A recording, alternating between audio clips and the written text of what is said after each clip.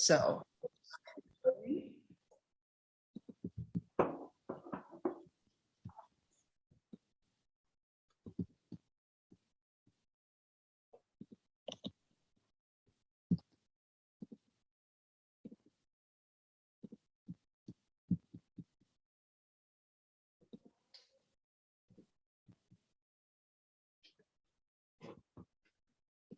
Good morning, Selena. I'm always so excited to see you because that means summer, sun, and happiness. Oh, wow. Woo-hoo. Well, it does. It does. Good morning, Chrissy. Good morning. And you're one of the most joyful people. And why is that actually? It's just so amazing, isn't it? It's we've just had a little conversation before we started recording it. And it's to do with our relationship with our bodies. Oh, yeah. Wow. Look at this. Look at this. The first thing that, so how should I say? The first product, one of the first products that came out of the relationship with my body when I really listened to it was this cup of coffee. It comes from the castle. So it's like, it's a whole story behind. But when I went to the castle for the first time, I remember that I was looking at all these cups of coffee and I was saying, my body was like, what would it be? Can you imagine? Mm-hmm. And then I left it aside. It's not for me. My body was tingling and my body was saying, I would so much like to have one of those cups at home. And I didn't listen to it. And then one day, when I knew they were coming up on the website, I just went there and I said, body, which one? And it was really interesting to see that I chose the cups like this and this. I wanted to. I was so impressed with the first one when it arrived. I was like in the skies. I was like, yes. And then when this one, which is the original, the first one that came, appeared, I was like, But when I drink my coffee from it, I don't know how to explain it to you. And my husband said, okay, would you like a coffee this morning? I didn't expect this cup. And I was like, what does this cup know? Because you said relationship with the body is not, listen, this is a sign if you want.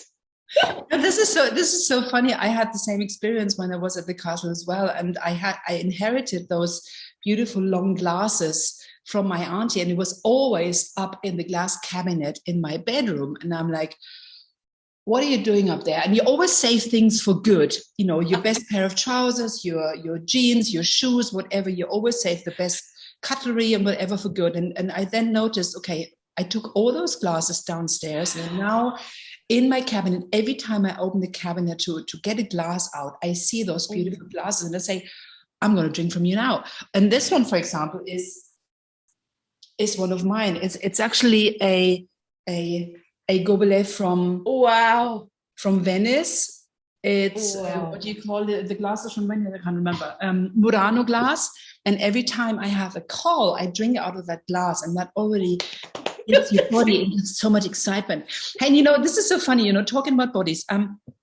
You and I, we are both relationships done different facilitators. And that class, when I went to Vienna, January last year, to see Simone and Brendan live for the very first time, I went there because I actually wanted to improve my relationship with my business partners. And I actually thought I was in a sex class. Yeah, it's like, how can I get more in tune with my body? And someone else was saying, I want to have sex with loads of men. And her boyfriend was actually sitting in the class, and he went like, face drop. And she stands there behind the microphone and says, I want to have sex with a lot of men. And I'm like, where am I here? And then all of a sudden, throughout those 3 days, it turned out that it's all to do with you. Yeah. What pinged you with this sort of class? What pinged you to go to a relationships done different class? That is, the title is so different already. Now, first of all, I cannot even remember when it pinged. It was something like evident. I went to the class with this idea that I already have the perfect relationship with my husband. We have our ups and downs, and but it's okay. Hey, don't just be cheeky, huh? Don't ask for more. And then all of a sudden there were all these discussions about being vulnerable and receiving each other and receiving each other, and that it starts with a relationship with you and what part you play in your relationship with you. And to me it was like, wait a minute, I'm so good at trying to build up relationship with everybody else, but when it comes to me, I'm the first one to put me down, to cut me to pieces, to torture my body. There is absolutely no relationship whatsoever.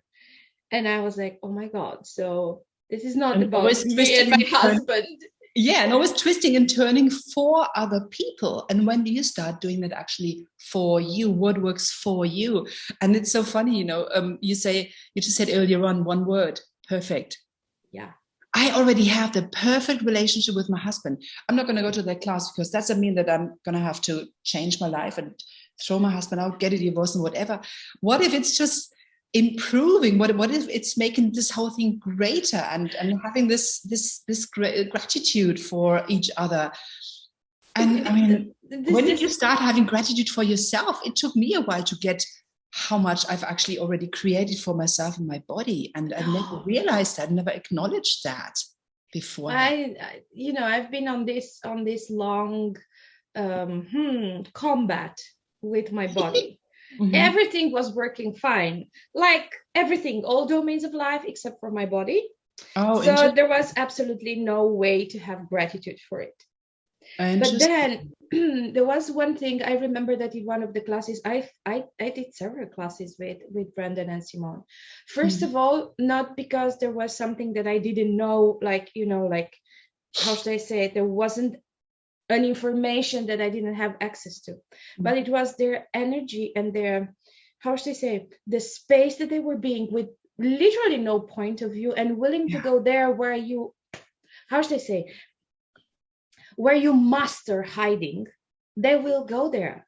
And but not to corner you or anything, but to put a little light in there and say, hey, maybe you would like to look here. And in one of those classes, I can't remember which one, I was talking about being too much, and that when somebody judges me of being too much, the first thing that I do is that I shrink and then I hide. But then I become very angry, and all this angriness is turned towards my body. Yes, I might shout to other people, but the biggest comes towards my body.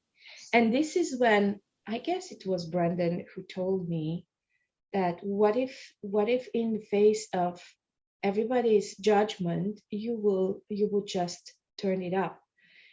And it's not that I heard it for the first time, but from the energy and the space that he brought it to the surface, it became so evident to me that there's always going to be somebody to say something about my being too much.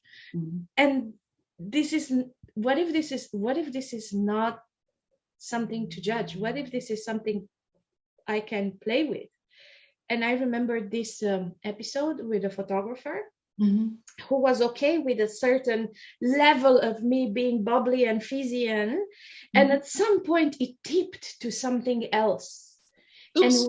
And when I perceived I started to shrink, and none of the pictures that followed were worthy of, you especially with pictures, you see where you are being you, and then all of a sudden you sense this energy that he cannot handle you anymore, and then it's almost like a mic drop. It's like a face drop. It's such a switch. It's like from full and colorful to black and white. And this was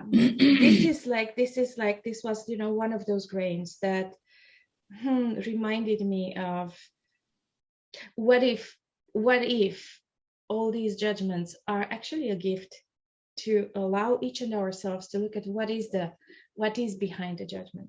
And then to turn it up, as you know, in the face of judgment, turn it up, say cha-ching, thank you very much, 5,000 euros at least on my bank account for every single judgment. And thank you so much for saying that. I was always too much. I was always the one, who was driving her Porsche through the pedestrian zone in order to pick up everybody else. I was slowing myself down so much. I was then spreading all my energy, because I had so much energy. And of course I still have, because you and I we've met at the castle, and we're just sort of boom, energy bombs. And I ended up having to pass on this energy to other people, fill other people up, reducing myself, making myself less than, reducing myself to be on the same level as them in order to pick them up. That's such a typical multi-level marketing. You have to pick up the people where they're from. And I was like, fuck, this is going to stop now. So I actually had a facilitation with Dane around this, and he was saying, what about if you started killing your limitations and started being that supernova that you truly be? And this is just so amazing about when you are turning it up in the face of judgment and saying, okay, whoever cannot take up and hold up and whatever meet our speed, we will find other people.